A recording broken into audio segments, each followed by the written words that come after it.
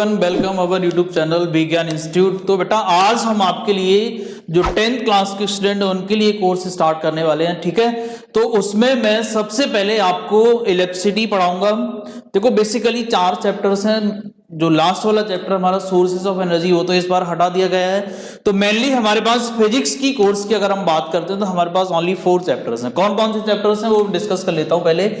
तो सबसे पहला चैप्टर जो आपका है वो है आपका light, that is called you can say reflection and refraction, ठीक है। अच्छा, दूसरा चैप्टर क्या है हमारा इसमें? दूसरा चैप्टर है हमारा human I and colourful world, human I and colourful world, ठीक है। तीसरा जो चैप्टर है हमारे पास वो क्या है? Current electricity, so you can say electricity. And fourth जो रिमेनिंग चैप्टर है आपके पास वो है magnetic effect of current, magnetic effect of current, ठीक है।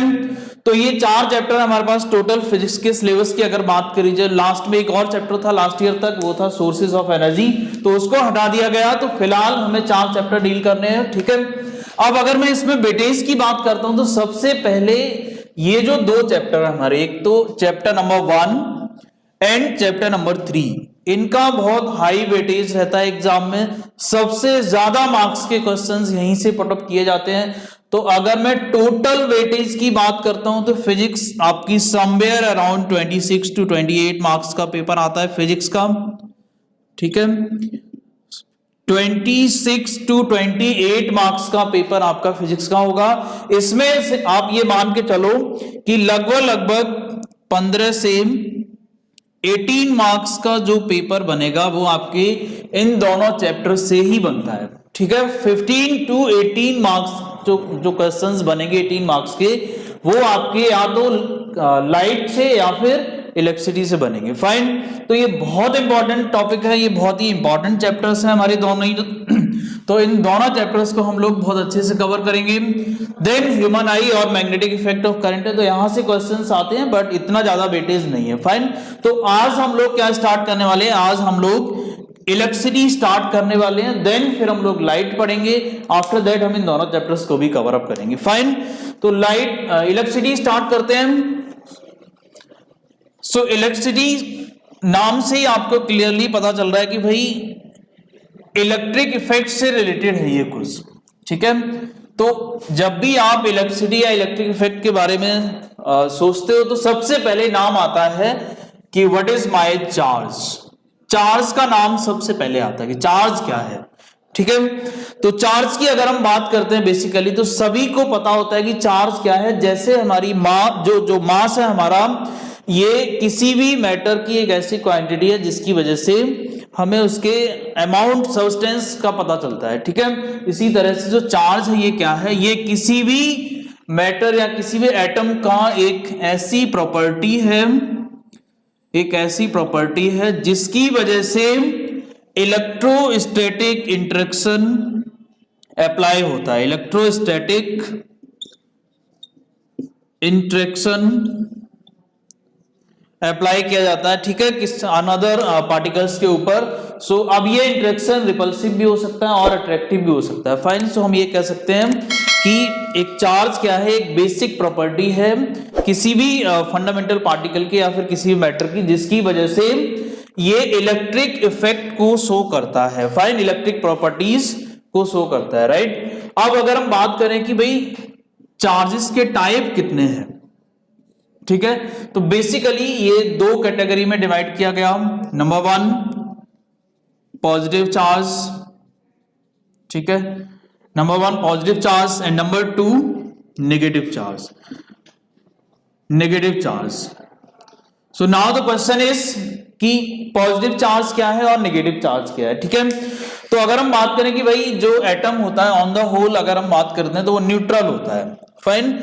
इट मींस कि अगर मेरे पास एक एटम है, कोई सा भी एटम है, सपोज कोई एटम एक्स है जिसमें मे बी कि 10 नंबर ऑफ इलेक्ट्रॉन्स हैं and 20 number of atomic mass है इसका। तो अगर मैं इसकी बात करूं कि कोई भी एटम X जो है इसमें नंबर ऑफ इलेक्ट्रॉन्स जो है वो कितने हैं, नंबर ऑफ इलेक्ट्रॉन्स क्या है 10 है। और आपको पता है कि जो नंबर ऑफ इलेक्ट्रॉन्स होंगे वही नंबर ऑफ प्रोटॉन्स भी होते हैं, बिकॉज इलेक्ट्रॉन और प्रोटॉन अल्टीमेटली एक दूसरे को कैंसिल करके एटम को इलेक्ट्रिकली न्यूट्रल बनाते हैं। तो नंबर ऑफ प्रोटॉन्स जो होंगे यहां पर वो क्या होंगे, वो भी 10 ही होंगे, 10 ही होंगे, ठीक है। तो अभी हम पॉजिटिव और नेगेटिव चार्ज की बात कर रहे हैं। तो पॉजिटिव चार्ज का क्या मतलब है कि अगर सपोज करो कोई एक सब्सटेंस है या कोई भी एक एटम है और इसमें से कुछ इलेक्ट्रॉन आपने निकाल दिए, मे बी कि 2 इलेक्ट्रॉन निकाल दिए, मे बी 3 इलेक्ट्रॉन्स आप रिमूव कर सकते हो और एनी नंबर ऑफ इलेक्ट्रॉन्स आप रिमूव कर सकते हो। तो इलेक्ट्रॉन को रिमूव करने से उस ऑब्जेक्ट के ऊपर, इस ऑब्जेक्ट के ऊपर जिस टाइप का चार्ज डेवलप होगा यही चार्ज हमारा क्या होता है, यही चार्ज हमारा कैसा होता है, पॉजिटिव चार्ज होता है, ठीक है। पॉजिटिव चार्ज मींस कि अगर आपने किसी भी एटम या किसी भी सब्सटेंस से इलेक्ट्रॉन रिमूव किए हैं तो इलेक्ट्रॉन को रिमूव करने से जो उसके ऊपर चार्ज डेवलप होगा वो कैसा डेवलप होगा, वो पॉजिटिव चार्ज डेवलप होगा, ठीक है। इट मींस कि इलेक्ट्रॉन रिमूव करने से जो चार्ज डेवलप हुआ ये कैसा डेवलप हुआ, पॉजिटिव चार्ज, ठीक है। और अगर इलेक्ट्रॉन कोई एटम गेन कर रहा है, इलेक्ट्रॉन गेन कर रहा है तो इससे जो चार्ज डेवलप होगा ये कैसा चार्ज होगा, ये नेगेटिव चार्ज होगा, फाइन। तो ये ध्यान रखना आप कि इलेक्ट्रॉन जो हमारा इलेक्ट्रॉन है यही सबसे मेन पार्टिकल है किसी भी ऑब्जेक्ट को चार्ज करने के लिए या फिर डिस्चार्ज करने के लिए, ठीक है। तो electron is the particle which plays very important role for charging और डिस्चार्जिंग ऑफ एनी एटम और ऑफ एनी सब्सटेंस, ठीक है। अच्छा, इसके बाद जो आ जाता है कि भाई चार्ज की बात कर ली, इसके टाइप्स की बात हो गई। नाउ सम प्रॉपर्टीज भी यहां पर कि भाई प्रॉपर्टीज क्या है, properties of charge.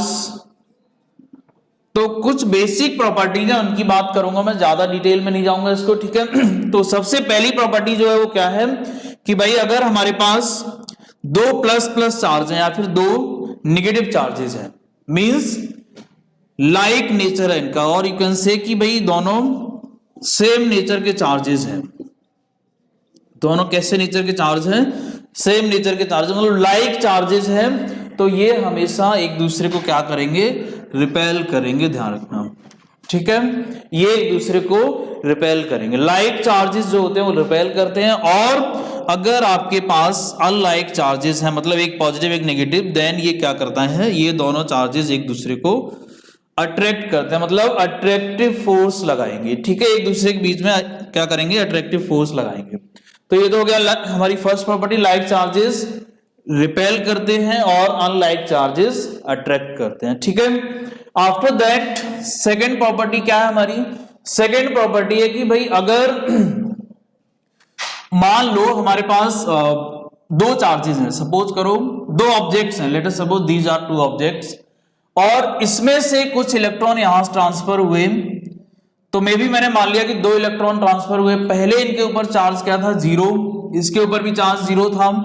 2 electron transfer कर दूंगा तो इसके ऊपर कैसा चार्ज आ जाएगा, +2e, इसके ऊपर कैसा चार्ज आएगा, -2e, ठीक है। तो हम ये कह सकते हैं कि भाई बिफोर चार्जिंग और आफ्टर चार्जिंग देखते हैं तो नेट चार्ज क्या है इसका, तो नेट चार्ज है बिफोर और आफ्टर चार्जिंग वो कितना है, 0 है। इट मींस कि हमारे एक सिस्टम का चार्ज कंजर्व भी रहता है, जितना पहले था, पहले कितना था, यही तो था, 0 था। जब आपने इलेक्ट्रॉन ट्रांसफर नहीं किए थे तब इन दोनों ऑब्जेक्ट्स के ऊपर चार्ज कितना था, 0 था। इलेक्ट्रॉन ट्रांसफर करने के बाद भी चार्ज कितना है, पूरे सिस्टम का, एक ऑब्जेक्ट की बात नहीं कर रहा हूं, पूरे सिस्टम की बात कर रहा हूं। इट मींस इलेक्ट्रॉन अगर आप ट्रांसफर कर दोगे उसके बाद भी जो नेट चार्ज आया वो क्या आया, 0 ही आया। सो हम ये कह सकते हैं कि चार्ज इज कंजर्व। सो हम ये कह सकते हैं कि किसी भी सिस्टम का टोटल चार्ज हमेशा कंजर्व रहता है, ठीक है, that is my second property. इसके बाद थर्ड प्रॉपर्टी हमारी जो है वो क्या है, basically it is called quantization of charge. अब ये क्वांटाइजेशन ऑफ चार्ज का क्या मतलब है, इसको ध्यान से समझ लो। Quantization of charge means, so that is what third property, quantization of charge, quantization of charge. तो क्वांटाइजेशन ऑफ चार्ज से क्या लेना मतलब है मेरा, कि मान लो एक ऑब्जेक्ट है, इसमें से मैंने एक इलेक्ट्रॉन निकाला, एक इलेक्ट्रॉन निकाला, तो इसके ऊपर कितना चार्ज आया, 1 ई चार्ज डेवलप हुआ। E is the charge of electron, charge of electron, charge of electron कितना है ये, charge of electron E is equals to 1.6 into 10 का पावर माइनस 19, और चार्ज की जो यूनिट होती है SI यूनिट होती है कूलम, ठीक है, और ये नेगेटिव चार्ज है। तो एक इलेक्ट्रॉन अगर आपने रिमूव किया, इसके ऊपर 1 ई चार्ज हो गया। अगर इसमें से आप मान लो 2 इलेक्ट्रॉन रिमूव करते हो तो कितना हो जाएगा, 2 ई चार्ज हो जाएगा। अगर इसमें से आप 3 इलेक्ट्रॉन्स रिमूव करते हो तो 3 चार्ज होगा, ठीक है। सिमिलरली अगर मान लो आपने इसमें से n number of electrons charge remove किए तो इसके ऊपर कितना चार्ज डेवलप होगा, Ne चार्ज डेवलप होगा। अब इसका नेचर कैसा होगा, पॉजिटिव होगा। क्यों, क्योंकि आपको पता है इलेक्ट्रॉन निकल रहा है, इलेक्ट्रॉन रिमूव हो रहा है, सो दैट इज वाई ये चार्ज कैसा आएगा, ये चार्ज आएगा पॉजिटिव। फाइन। सिमिलरली ऐसा भी हो सकता है कि इलेक्ट्रॉन आप गेन करा रहे हो, इलेक्ट्रॉन एंटर करा रहे हो, देन ये नेगेटिव हो जाएगा, ठीक है, ये क्या हो जाएगा, नेगेटिव हो जाएगा। तो हम ये कह सकते हैं कि अगर किसी भी सिस्टम से हमने क्या किया, कुछ इलेक्ट्रॉन्स रिमूव कराए या फिर कुछ इलेक्ट्रॉन एंटर कराए किसी ऑब्जेक्ट के ऊपर, देन हम कह सकते हैं कि भाई उसमें जो चार्ज डेवलप होगा वो कितना होगा, वो इलेक्ट्रॉनिक चार्ज का इंटीग्रल मल्टीपल होगा। ये देखो आप, इंटीजर है 1 2 3 4 5 एंड सो ऑन, ठीक है। सो हम ये कह सकते हैं कि चार्ज जो डेवलप होगा किसी भी ऑब्जेक्ट पर बाय रिमूविंग और gaining by an electrons, then it will be what, you can write it like Q is equals to Ne।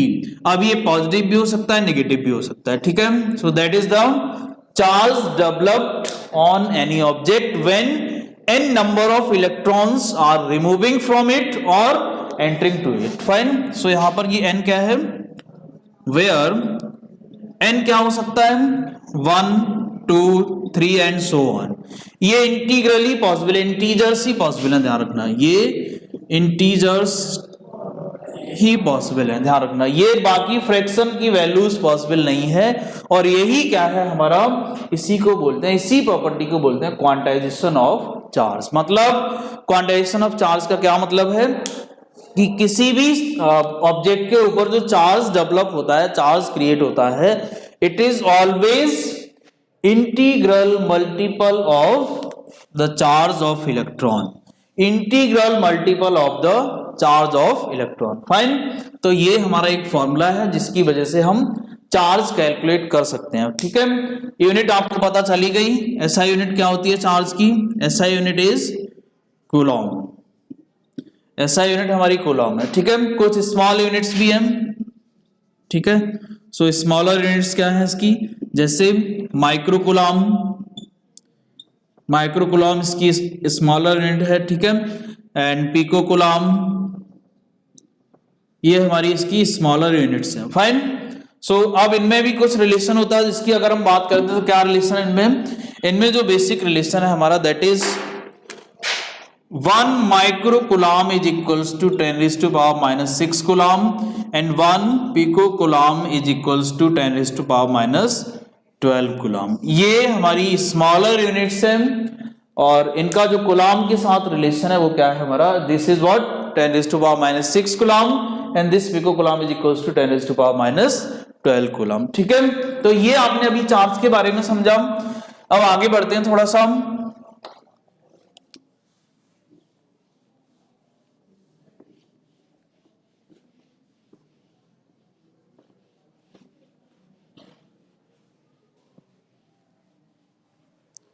अब क्वेश्चन आता है कि भाई अगर आपसे ये बोला जाए कि मान लो हमने किसी ऑब्जेक्ट के ऊपर एक 1 कूलम्ब चार्ज डेवलप किया, ठीक है।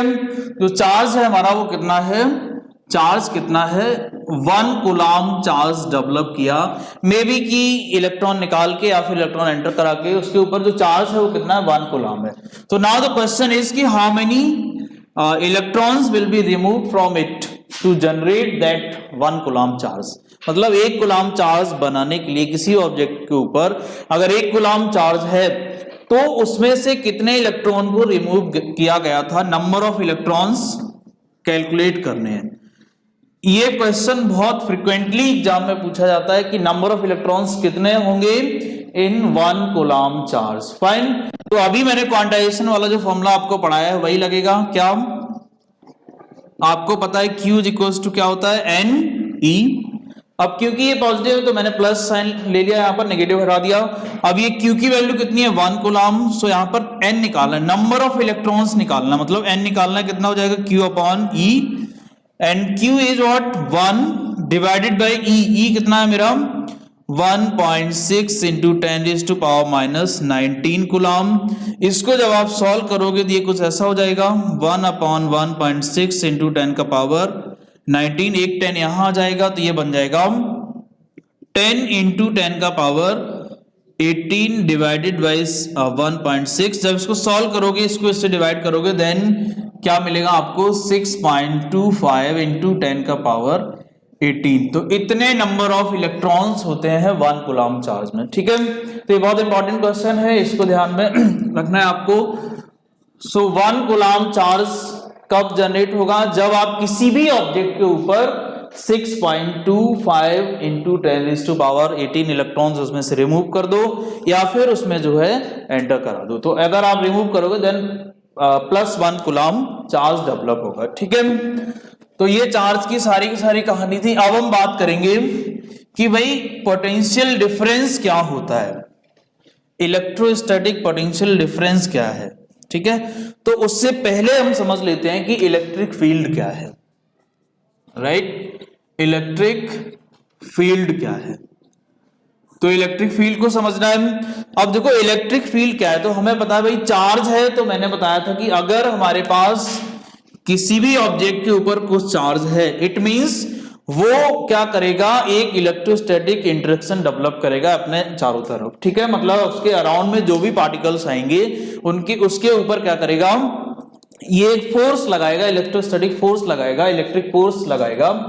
तो अब यहां पर क्वेश्चन आता है कि ये किस रीजन में, इसकी रीजन की जो रेंज है वो क्या होगी। सो हम ये कह सकते हैं कि भाई हर चार्ज के अराउंड एक ऐसा रीजन होता है, हर चार्ज के अराउंड एक ऐसा रीजन होता है जिसमें उसका इलेक्ट्रोस्टैटिक फील्ड और यू कैन से जिसमें उसका इलेक्ट्रिक इफेक्ट जो होता है वो रहता है, अवेलेबल होता है। That field is known as electric field. So what is electric field? Electric field is the region around any charge in which the electric effect of that charge is available or electrostatic interaction of that charge is available. Fine, तो इसके चारों तरफ का एक ऐसा reason जिसके अंदर क्या हो, इलेक्ट्रिक इफेक्ट अवेलेबल रहे। इलेक्ट्रिक इफेक्ट मींस कि इलेक्ट्रिक फोर्स लगे अगर किसी अनदर चार्ज को लाओगे यहां पर, तो ऐसा जो रीजन होगा दैट रीजन इज कॉल्ड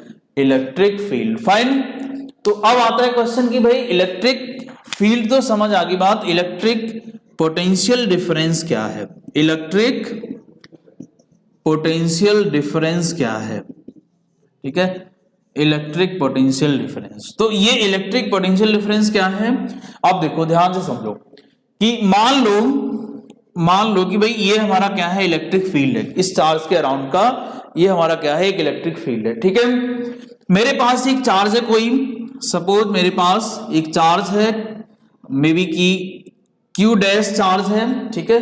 तो ये जो Q डैश चार्ज है इसको आप कहां ले जाओ, मान लो ये अभी इस पॉइंट पर था, इलेक्ट्रिक फील्ड के अंदर इस पॉइंट ए पर था, ठीक है। तो अब इस पॉइंट से आप इस चार्ज को किसी अनदर पॉइंट पर लेकर जा रहे हो, मान लो आप यहां पर लेके आए and that point is B. तो इस Q डैश चार्ज को जब आप यहां से इस पॉइंट पर लेकर आओगे तो क्या होगा, इसके अगेंस्ट, इसके फोर्स के अगेंस्ट आपको एक वर्क करना पड़ेगा, ठीक है, क्योंकि ये चार्ज भी इसके ऊपर एक फोर्स लगाएगा और उस फोर्स के अगेंस्ट वर्क करोगे, अगेंस्ट आप फोर्स लगाओगे तभी ये इधर आ सकता है, ठीक है। इट मींस कि अगर आपको इस चार्ज को, ए चार्ज को बी तक लाना है, देन आपको कुछ तो वर्क करना पड़ेगा। फाइन, कहां तक लाने में, ए से बी तक लाने में कुछ तो वर्क करना पड़ेगा। अगर मैं इस वर्क को, जिस चार्ज को मैं लेके आ रहा हूं उसी से डिवाइड कर दूंगा तो मुझे क्या मिल जाएगा, मुझे पोटेंशियल डिफरेंस मिल जाएगा। किसके किसके बीच का, इन दोनों पॉइंट्स के बीच का। कौन कौन से पॉइंट, ए और बी के बीच का, ठीक है। सो what is the potential difference between two points. Potential difference between two points कैसे डिफाइन करोगे, the work done per unit charge in bringing that charge from one point to another point inside the electric field against this electrostatic force, ठीक है। तो that work done is known as potential difference between these two points, ठीक है। अब मान लो, अच्छा चलो इसमें थोड़ा सा और बात कर लेते हैं। अब इसकी अगर एसआई यूनिट आपसे कोई पूछे कि भाई इलेक्ट्रोस्टैटिक जो हमारा पोटेंशियल डिफरेंस है इसकी एसआई यूनिट क्या होती है, तो देखो ये क्या है, वर्क डन, ये क्या है, चार्ज। सो क्या हो जाएगी एसआई यूनिट, जूल पर कूलम्ब। क्योंकि आपको पता है भाई जो वर्क की यूनिट होती है क्या होती है, जूल होती है, और चार्ज की यूनिट क्या होती है, कूलम्ब होती है, तो ये होगी जूल पर कूलम्ब, ठीक है। एंड इसको हम एक और नाम भी बोलते हैं, दैट इज व्हाट, बोल्ट। इसको हम बोल्ट से भी रिप्रेजेंट करते हैं और बोल्ट भी इसकी एक यूनिट होती है, ठीक है। सो that is the unit of potential difference, ठीक है। और ये स्केलर क्वांटिटी है, ठीक है, ये स्केलर क्वांटिटी है। देन अब अभी हमने ये पोटेंशियल डिफरेंस को समझा, तो अगर मैं यहां से वर्क डन की बात करूं कि वर्क डन कितना होगा, तो जो वर्क निकलेगा, या फिर मैं इस तरह से बोलूं कि भाई W A से B ले जाने में जो वर्क करना पड़ेगा वो कितना आएगा, यहां से देख लो, WA to B is equals to charge, this charge, अगर Q डैश है तो Q डैश ले लेंगे, multiplied by potential difference. Clear, या फिर ये कह दो कि वर्क जो होगा that will be equals to charge multiplied by potential difference. Clear, multiplied by potential difference, right. अब अगर आपसे कोई ये पूछने लगे कि भाई ये पोटेंशियल डिफरेंस तो मुझे समझ आ गया, इसकी यूनिट भी मुझे समझ आ गई क्या है, बोल्ट है या फिर जूल पर कूलम्ब है, लेकिन अगर आपसे कोई बोले कि ये बोल्ट है क्या, इसको किस तरह से आप डिफाइन करोगे। सो अगर आपसे कोई बोलता है कि ये जो बोल्ट है इसको डिफाइन करो, वन बोल्ट क्या है, एक्चुअली वन बोल्ट से मीनिंग क्या है आपका, फाइन, इट मींस, तो इसको आप किस तरह से आप डिफाइन करोगे, फाइन। तो इसके लिए हम क्या करेंगे कि मान लो वही सेम एक इलेक्ट्रिक फील्ड है, ठीक है, एक कोई इलेक्ट्रिक फील्ड है किसी भी चार्ज के अराउंड का, उसमें मैंने दो पॉइंट ले लिए, मान लो एक पॉइंट ले लिया यहां पर A, दूसरा पॉइंट ले लिया यहां पर B, और इस पॉइंट पर हम क्या कर रहे हैं, एक चार्ज, कोई चार्ज है Q मान लिया सपोज, और इस चार्ज को मैं यहां तक लेके आ रहा हूं, तो आपको पता है कुछ वर्क करना पड़ेगा, और ये जो वर्क होगा A to B लाने में, उसको अगर चार्ज से डिवाइड कर दोगे तो यही क्या हो जाएगा, पोटेंशियल डिफरेंस हो जाएगा। इसको B से भी रिप्रेजेंट करते हैं, ठीक है, या फिर आप बोलो कि BB माइनस BA भी लिख सकते हो और B भी लिख सकते हो सिंपली दिस। क्लियर है। नाउ वन बोल्ट किस तरह से डिफाइन करना है आपने, तो अगर मैं बोलूं, मैं अगर बोलता हूं कि भाई WA to B जो है ये हो जाए 1 जूल, ये क्या हो जाए, ये हो जाए 1 जूल, और ये जो चार्ज है, ये जो मैं चार्ज ले रहा हूं जिसको यहां से यहां लेके आ रहा हूं, इलेक्ट्रिक फील्ड है ये, ठीक है, इलेक्ट्रिक फील्ड के अंदर ला रहा हूं मैं, ध्यान रखना। तो इलेक्ट्रिक फील्ड के अंदर जिस चार्ज को मैं लेके आ रहा हूं कहां पर, एक पॉइंट से दूसरे पॉइंट पर, अगर मैं बोलूं कि इसकी वैल्यू क्या है, 1 कूलम्ब है, इसकी वैल्यू क्या है, 1 कूलाम है। तो अगर आप ये वैल्यू यहां पुट कर देते हो तो देखो जरा क्या आएगा, ये पोटेंशियल डिफरेंस आएगा 1/1 and hence it is nothing but 1 volt. So how will you define 1 volt? तो 1 वोल्ट किस तरह से डिफाइन करोगे, यहां से बहुत आसानी से हो गया। 1 volt is nothing but the work done. कितना वर्क डन? अगर हम किसी भी चार्ज जिसकी वैल्यू है 1 कूलाम, अगर हम 1 कूलाम चार्ज को एक पॉइंट से दूसरे पॉइंट तक ले जाएं, किसमें, इलेक्ट्रिक फील्ड के अंदर, और वर्क डन कितना हो 1 joule, then this potential difference between these points is called 1 volt. Fine. कैसे लिखोगे, कैसे लिखोगे इसको? तो यहां पर मैं लिखता हूं कि भाई 1 वोल्ट क्या है, इट इज, लिख दो, if in bringing 1 coulomb charge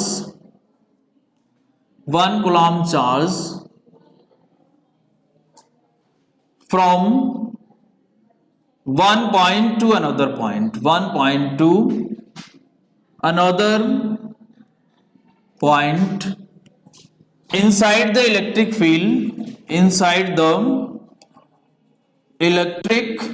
field, the work done is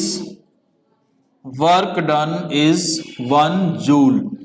Then this potential difference between these 2 points is called 1 volt. ठीक है, this potential difference between these points is called 1 joule. तो ये ध्यान रखना, यहां से आप बहुत इजीली से इसको डिफाइन कर सकते हो।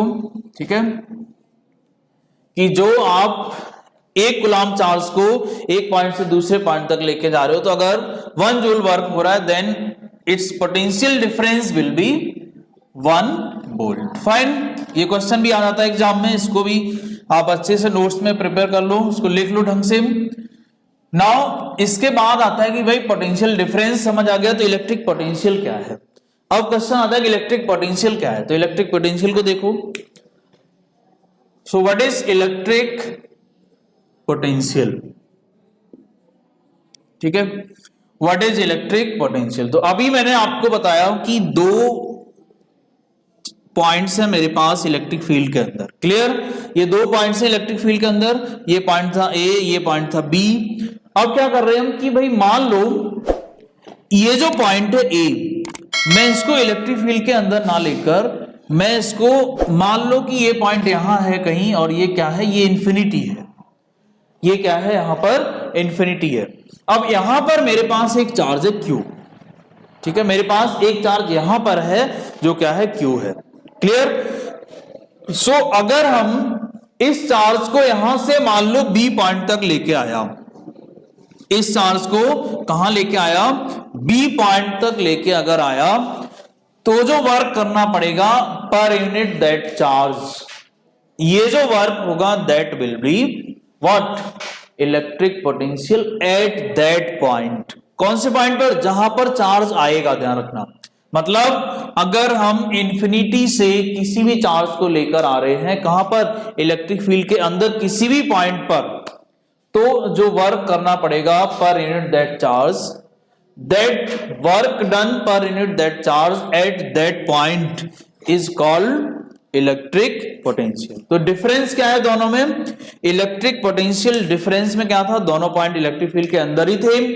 यहां पर क्या हो रहा है कि जो एक पॉइंट है जहां से हम चार्ज को लेकर आ रहे थे, वो पॉइंट कहां पहुंच गया, इंफिनिटी पर। मतलब अब हम चार्ज को इंफिनिटी से लाएंगे कहां पर, बी पॉइंट पर लेके आएंगे। क्लियर?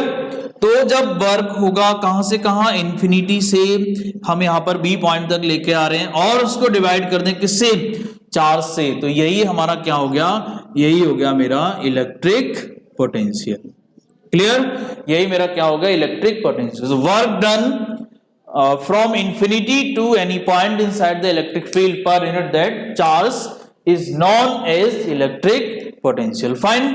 अच्छा, तो ये आपने इलेक्ट्रिक पोटेंशियल समझ लिया, इलेक्ट्रिक पोटेंशियल डिफरेंस भी समझ लिया। यूनिट की अगर हम बात करें इलेक्ट्रिक पोटेंशियल की, तो वो एग्जैक्टली सेम है जो कि पोटेंशियल डिफरेंस की यूनिट थी। ठीक है, उसमें कोई चेंज नहीं है, ध्यान रखना। हाँ बेटा, तो ये जो वीडियो है इसमें हमने क्या पढ़ा, इसमें हमने बेसिकली चार्ज के बारे में डील किया, ठीक है। And after that types of charge के बारे में पढ़ा, प्रॉपर्टीज ऑफ चार्ज के बारे में पढ़ा। इसके बाद मैंने आपको इलेक्ट्रिक पोटेंशियल डिफरेंस के बारे में बताया और इलेक्ट्रिक पोटेंशियल के बारे में भी आपको बताया। फाइन।